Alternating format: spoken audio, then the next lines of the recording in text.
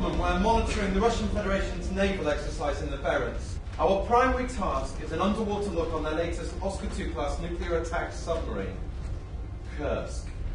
Kursk is inspired by the loss of the Russian submarine, the nuclear top-of-the-range Russian submarine that sank in the year 2000. Length 154 metres. We decided to look at a British crew rather than directly at the submariners on board the Kursk who died.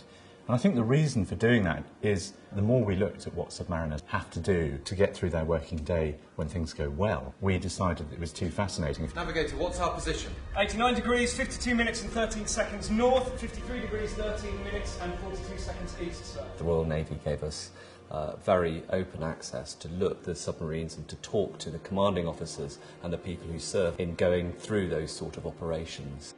It's a hidden war that's fought beneath the waves that we blithely ignore in society, but it's going on all the time. 6 down, 30, back to 20. 6 down, 30, back to 20. Aye, sir.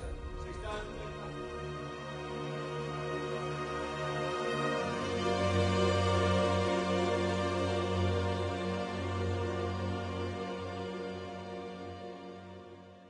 One of the greatest challenges we had with the set design was how to convey a sense of claustrophobia and the minute area that the people have to live in, work in all the time. Roger, stop engine. We were interested in taking the audience actually on board the submarine, as it were. We would realise the theatre, whole theatre space, not just the stage, but the whole space to be the submarine. So as soon as the audience are walking in, they are on board. The ambition for the show was that even though it's a contained, compressed, claustrophobic environment, that there is nevertheless a sense of freedom for the audience to choose how close and personal they want to be. Torpedo hatch dry. 20 metres. Forward hatch dry. Aft hatch dry.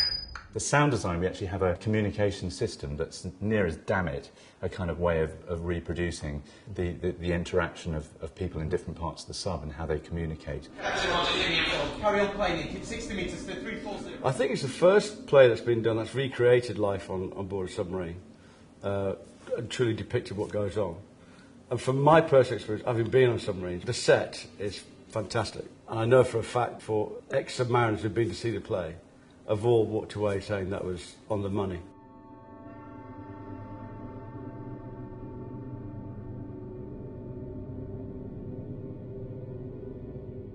Increasingly, people are interested in the exact way things are done. If you look at what Paul Greengrass did with United 93, he gives us the air traffic control commands in compelling detail, and it's what we try to do here, is to actually restage the exact way a submarine would be dived, because it's life and death. It's imbued with the threat of death from beginning to end. Does anybody in the control room know any reason why this submarine should not be dived? Coxswain, pipe diving now. Pipe diving now, aye, sir. For the audience to be able to witness this kind of routine, we thought was quite interesting. So we kind of divided the show in, periodically through periods of being on watch, where we can see these guys working, doing the jobs, doing the diving, doing the surfacing, and then off watch, where we can see them as people. And that's a very key thing. People talked a lot about the camaraderie of being on board a sub. Hey, you know, gullible doesn't appear in any dictionary. Yes, it does. Oh! Very funny. Can we all just read what we've got in peace? Oh, can we hear from gonorrhea? Maria! Maria, all right. The idea was if we take care of that story and the colours of the comedy and the tragedy, we can somehow get closer to the catastrophic loss that it must have been for the Russian widows who sent their men off to sea and never saw them again. She's on her way down.